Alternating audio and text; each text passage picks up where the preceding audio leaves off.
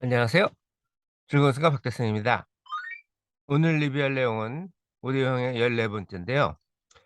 인제 그 샌마리 강을 쭉 따라 내려와서 호수로 도착을 하면 그때까지는 푸싱으로 좁은 곳에서는 푸싱으로 어 오거든요. 그런데 넓은 쪽으로 가면은 푸싱으로 하기가 좀 어렵습니다. 푸싱은 그 흐름이 일정한 강이나 운하 같은 쪽에서 유리하고요. 호수 같은 경우는 진행 방향으로 가는 흐름뿐 아니라 거기에 직각인 흐름도 있기 때문에 바다도 마찬가지예요. 넓은 곳에 오면은 푸싱을 풀링으로 변경을 합니다. 푸싱을 할 때는 통상 뒤에서 미는 형태로 하기 때문에 양쪽에 어 바지선의 양쪽을 어 우리처럼 예인선의 양쪽에 연결하는 두 개, 그러니까 중간에는 물리적인 접점을 갖고 왼쪽 좌연과 우연 쪽에 이걸 사진을 찍을 걸 그랬네요. 하긴 사진 한 장이 안 나옵니다. 너무 가까운 데서 찍어야 되기 때문에 어쨌든 그렇게 연결을 하는데 풀림 같은 경우는 인제 반대쪽이죠. 뒤에서 우리가 상자를 끌듯이 그렇게 와이어를 사용해서 합니다. 이 와이어 사용하는 것도 인제 넓은 쪽에 가면은 좀 더 와이어 길이를 좀 길게 가죠.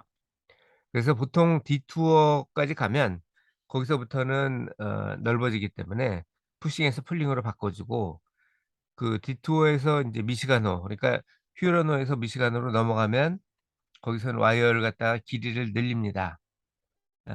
그리고 스티어링 펌프를 그 좁은 데서는 이게 좀 강력한 조향 장치가 필요하잖아요. 그래서 보통 두 개, 좌연과 우연, 넘버 원, 넘버 투 두 개를 다 쓰는데 넓은 쪽에 가서는 그럴 일이 별로 없기 때문에 스티어링 펌프 하나는 끄고 그다음 24 시간 지나서 반대쪽 스티어링 펌프를 쓰고, 이런 형태로 해서 스티어링 펌프를 필요할 때는 두 개를 다 쓰고, 그리고 그렇지 않은 경우에는 쪼끔 뭐랄까 아껴 쓴다고 그래야 되겠죠? 그렇게 하고 감속을 합니다. 감속을 해서, 감속을 하면 우리 자동차 할 때도 감속할 때는 저단 기어로 넣죠. 그래서 감속할 때는 배에서도 저피치를 넣고 대신 회전수는 늘립니다. 우리 회전수하고 속도하고 일반적으로 같은 기어일 때는 회전수가 높은 속도도 빠르지만 낮은 기어로 넣으면 회전수가 늘려도 속도가 줄어들 수도 있죠. 뭐 이런 경우는 뭐랄까 토크, 힘을 갖다가 키워주는 그런 효과가 있습니다. 오르막길 갈 때 원래 낮은 기어로 하잖아요. 그러면서도 회전수는 증가시켜 주죠. 그거랑 똑같은 개념이라고 보시면 되겠습니다. 사진에 보시는 거는 시카고 호를 보여주는 겁니다. 요 바닥에 요쪽에 있는 좀 넓은 부분이 시카고죠. 그리고 이쪽이 밀위키고 여기가 번스 하버입니다. 보통 우리가 가는 곳이 이 세 곳이었어요. 그래서 나중에 설명을 하겠지만 내려갈 때는 요렇게 서안으로 이렇게 내려가서 여기 들렸다가 여기 들렸다가 요렇게 하고, 올라올 때는 이렇게 동안으로 이렇게 올라옵니다. 동안이 쪼끔 더 빨라요. 그런 측면이 있습니다. 서안은 항구가 서안에 있기 때문에 그쪽으로 갈 수밖에 없었고, 그리고 시카고 강에 가면 보통은 이런 데서 혼자 가지를 않거든요. 앞에 미국 예인선이 또 옵니다. 그러면 우리가 푸싱으로 뒤에서 밀고, 그리고 앞에 있는 미국 예인선은 풀링을 할 수밖에 없겠죠. 그래서 앞에서 와이어로 연결해 가지고 끌고 가는 형태로 그렇게 돼 있고, 우리 이 바지가 크기 때문에 바지를 움직이기 위해서 선수에 있는 트러스터를 이용을 합니다. 트러스터 이용하는 방법은 그 와이어를 끌어 가지고, 그 컨트롤러죠.